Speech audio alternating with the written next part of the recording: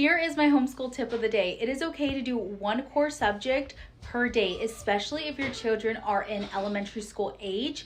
I like to do one core subject a day and then do science or Spanish, something else along with it, instead of doing math and English, because it can get super daunting to a small child.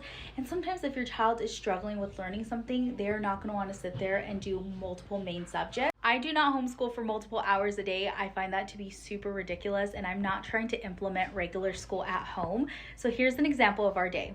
My oldest will be 8 years old next week. So for her, it took about 45 minutes to an hour to get down with English. That means writing, flashcards, reading. We finished that up.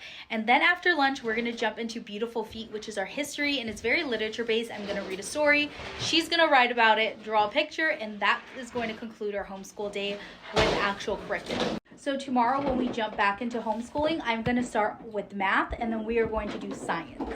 And I just want to clarify, in between all this curriculum stuff, we are still learning, we are still reading, we are still playing games, we're still doing art, we're still playing outside. I don't want you to think just because you do that hour or 2 hours of school, like you have to turn on a TV and just sit there. Like, no, there's so much other things you could do. We also go run errands a lot of the time.